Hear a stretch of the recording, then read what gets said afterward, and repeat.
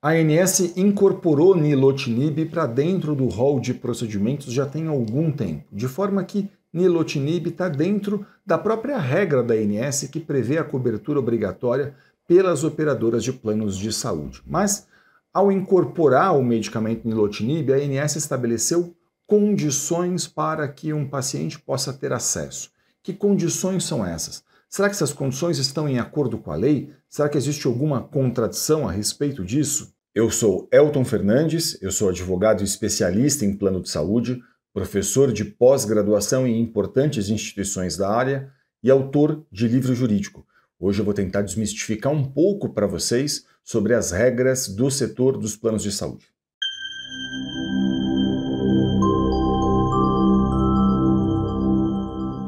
Olha, como esse é um medicamento oncológico para uso oral dos pacientes, esse medicamento a ANS entende que ela tem que incorporar e ela incorporou então esse medicamento, mas a gente vai ver para quais situações ela determinou a cobertura desse medicamento. Vamos lá.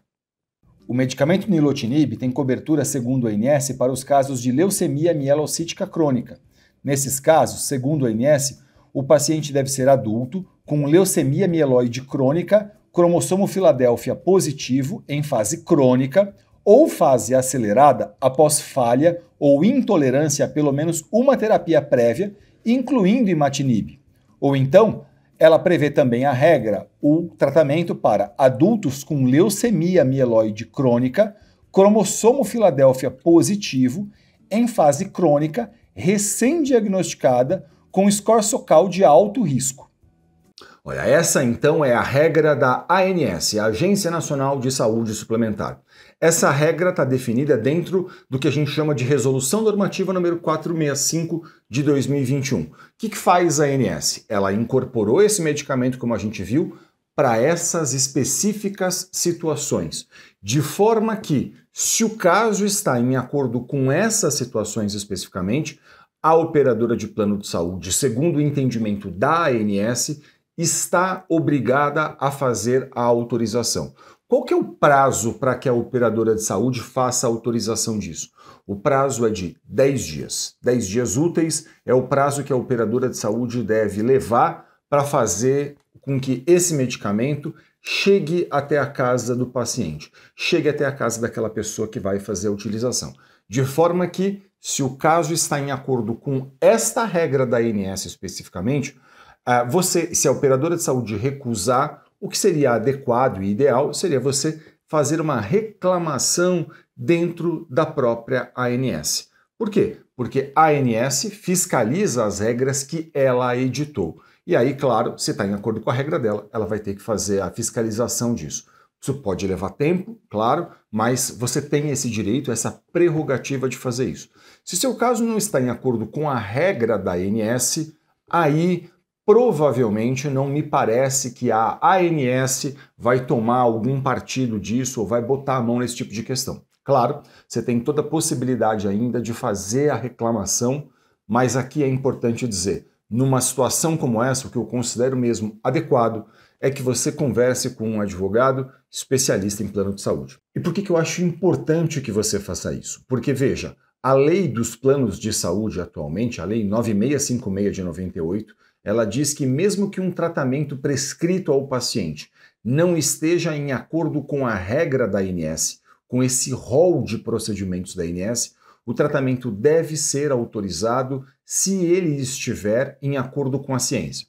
Então veja o que acontece muitas vezes. O médico participa de congressos, ele lê publicações científicas, ele pode olhar, por exemplo, para o que outras agências de renome internacional, como a FDA, a Europa, por exemplo, fazem ali a indicação de estudos que corroboram a indicação técnica dele. Olha, esse medicamento serve para os casos tais. E aí, claro, esse profissional preocupado com o paciente, ele quer fazer uma prescrição que está em acordo com a ciência, mas que não está em acordo com a regra da ANS que a gente viu anteriormente. E aí o plano de saúde recusa o fornecimento disso porque as operadoras de planos de saúde ainda entendem majoritariamente que elas só devem custear aquilo que está dentro dessa regra da ANS que a gente leu. Então existe um descompasso entre o rol da ANS muitas vezes e a ciência.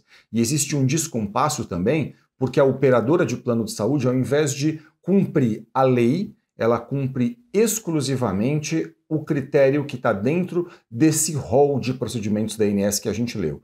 E aí o que fazer numa situação como essa? Nessa situação, um advogado especialista em plano de saúde vai poder analisar o seu caso e ele vai poder, então, a partir dessa análise, entender o seguinte: se está em acordo com a regra da ANS, ele pode, ele mesmo, inclusive, ajudar você a formalizar a reclamação dentro da ANS. Essa é uma prerrogativa que o advogado tem, que esse profissional possui. E aí, claro, se não estiver em acordo com a regra da ANS, ele vai ter que entender o caso, analisar se é, por exemplo, a situação de mover eventualmente uma ação judicial contra esse plano de saúde, a fim de buscar no Poder Judiciário a cobertura desse tipo de tratamento. Okay? Então, essa é uma possibilidade que o advogado possui. E claro, você deve estar perguntando, mas será que se eu tiver, por exemplo, que mover uma ação, como é que isso funciona, né? Como é que seria isso na prática? Isso não vai levar muito tempo? Deixa eu explicar um pouquinho para vocês essa questão. Olha, a ação judicial é um procedimento. Esse procedimento, por exemplo, ele pode ser feito com um pedido de liminar. O que é um pedido de liminar, né? Um pedido de liminar é um requerimento que você faz a um juiz pedindo que ele determine desde logo, desde o começo do processo, o fornecimento do tratamento que aquela pessoa precisa.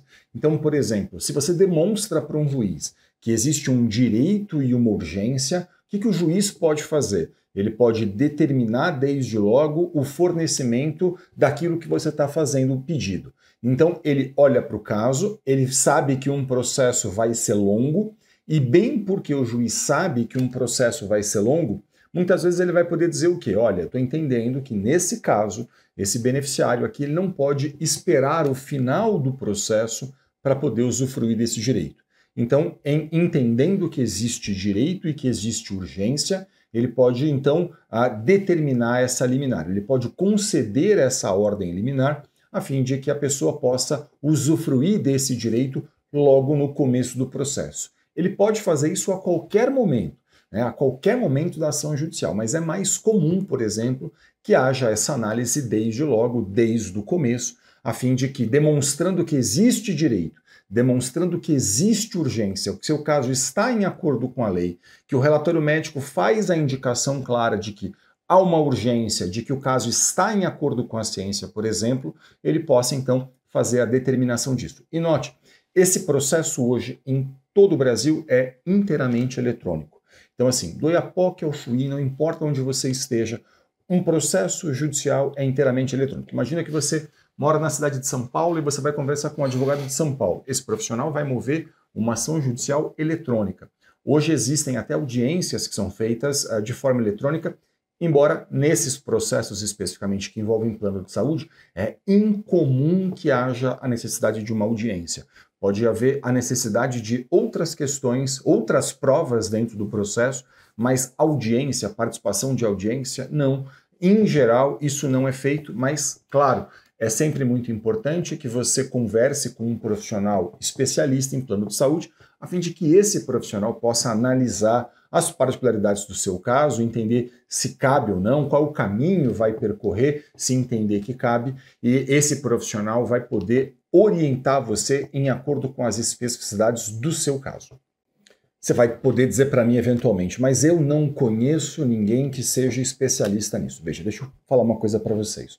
Hoje, essa consulta com o seu advogado pode ser feita até de forma online. E eu tenho muito orgulho de dizer para vocês que em todo o Brasil, nas pós-graduações em que eu leciono, a gente forma profissionais cada vez mais capacitados, especialistas nisso, capazes de olhar profissionalmente para uma questão como essa, capazes de fazer uma análise cuidadosa de um caso, a fim de poder entender quais são as possibilidades que a gente tem, quais são os caminhos que vão ser percorridos. Então, se você não conhece um profissional aí da sua cidade, por exemplo, você pode buscar isso pela internet, fazer isso online com um profissional, não tem problema nenhum, até porque, como eu mencionei para vocês, um processo que eventualmente tenha que ser movido um processo, essa ação será eletrônica, tudo correrá eletronicamente. Então, não importa se você está numa cidade e seu advogado está na outra cidade, se você está num estado e seu advogado está muito distante de você, porque tudo isso pode ser feito hoje de forma online,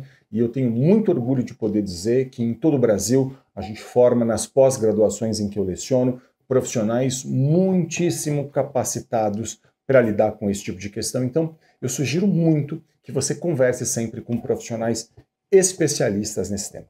Eu espero que esse vídeo tenha sido útil a você. Muito obrigado pela sua audiência. Se ficou qualquer dúvida, deixe um comentário aqui no canal. Para a gente é sempre um grande prazer poder ajudar, interagir, tirar dúvidas e, claro, não deixe de acompanhar a gente nas redes sociais. Muito sucesso para você e saúde. Até o próximo vídeo.